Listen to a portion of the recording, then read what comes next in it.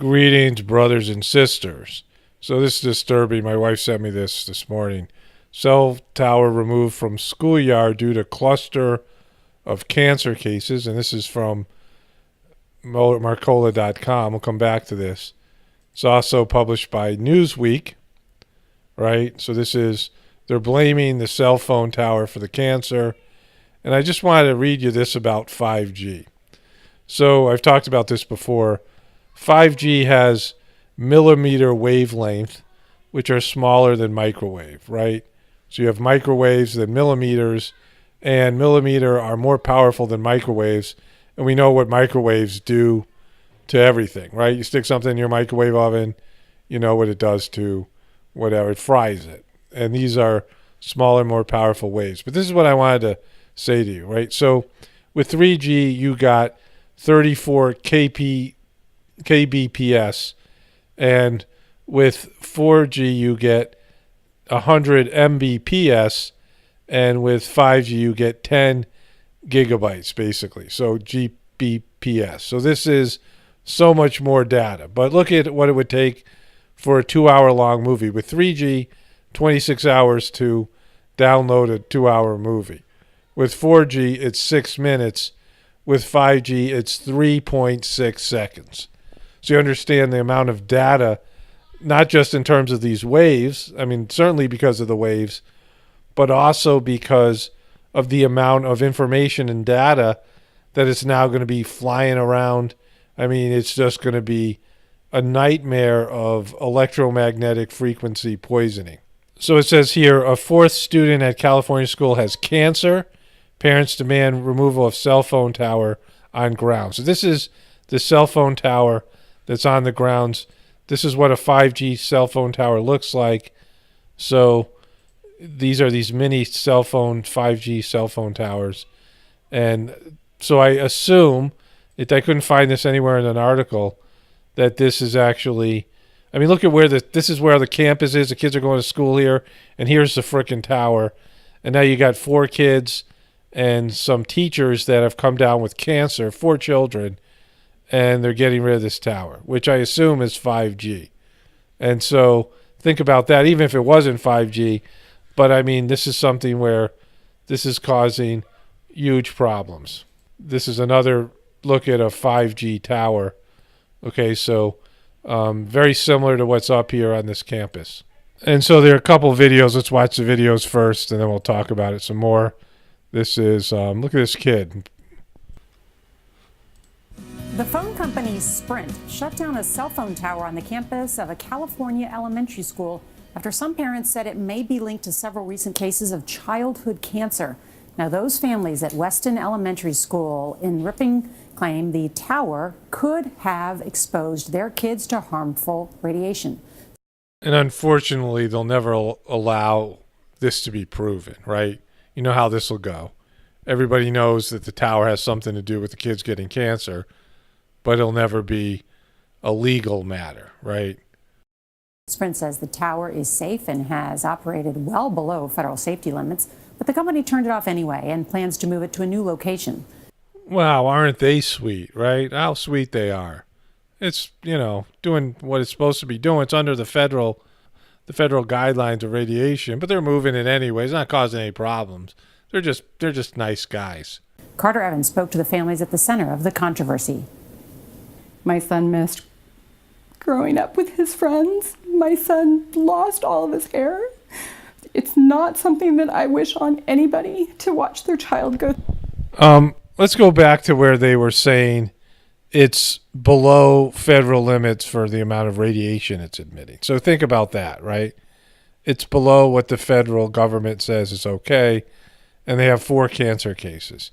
Now, they're not taking responsibility. They're just moving it for whatever reason, you know. They're not going to take legal responsibility for this. And I doubt they're going to prove it that it caused cancer because, you know, the government doesn't want that, because that opens up a whole nother level of, I mean, think about all the health effects from electromagnetic poisoning.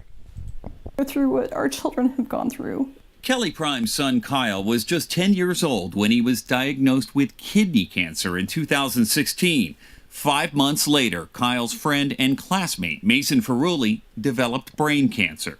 14 hours to get the tumor out, and he had 5 weeks of inpatient.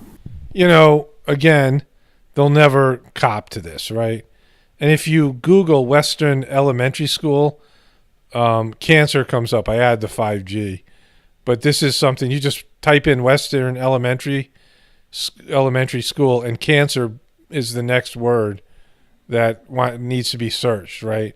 So this is widespread mainstream media, and, you know.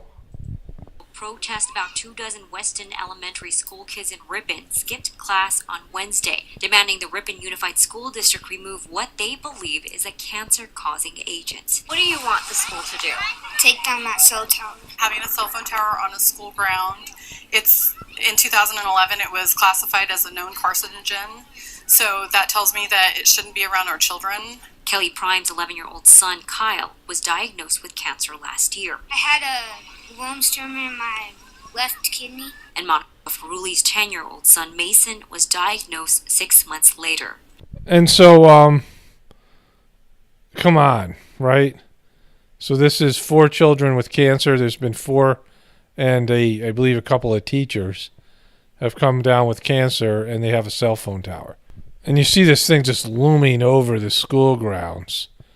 And again, we're going to get 5G, whether this is 5G or not. If it's not 5G, then 5G is going to be worse.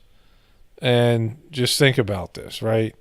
So this is, again, 5G has the millimeter wavelengths and unbelievable amount of data that is going to be circulating around there's way more data than is available now. And so, really what more is there to say about this, right? This cell phone tower caused cancer. Of course, they're not going to admit to it. And so, again, I believe this was a 5G millimeter wavelength tower. And they haven't done any sort of research we know about it, right? That they haven't published any details about the safety of 5G. And so think about that. So they're putting these things out there, and we don't know what the effects are going to be. But they know, right? They know what the effects are going to be because they didn't put these things out without any tests, right? I mean, think about this. And so this is just really bad because there's a lot of information out there that 5G is causing birds to just drop dead out of the sky. And these waves are definitely more powerful, carry more data than microwaves. And they are smaller and penetrate deeper into physical matter. And so you have these young kids who are getting cancer from the cell phone tower that may or may not even be 5G. And then you're going to introduce 5G to these environments, right? I mean, this is as apocalyptic as anything else because you know what? When you hear that it takes 3.6 seconds to download a 2-hour movie, you're like, yay, wow, that's really fast, right? When it takes so much 6 minutes for 4G, and you think about how bad it was in 3G, then in 5G you can download a movie in seconds, so a full-length movie, and then all the other ways of streaming in terms of videos and data and all these things, that becomes astronomically better. So you think, oh, that's great. People are going to want 5G. People are not concerned about health effects, right? And yet, this is something where this could bring about the end of the human race, right? This level of, imagine if everybody you get millions of people getting cancer within a few years of 5G's being put out there. It's definitely going to drop sperm counts. It's going to fry things, right? And so we already know sperm counts are plummeting. And so this could be the end of the human race. And it's not even like a bomb or it's not something catastrophic. It's something that most people are going to want because they want faster speeds, right? The next thing you know, like the whole human race is fucked because of 5G. This is Paul Romano, definitely reporting from the apocalypse. Everyone have a blessed day. and be grateful.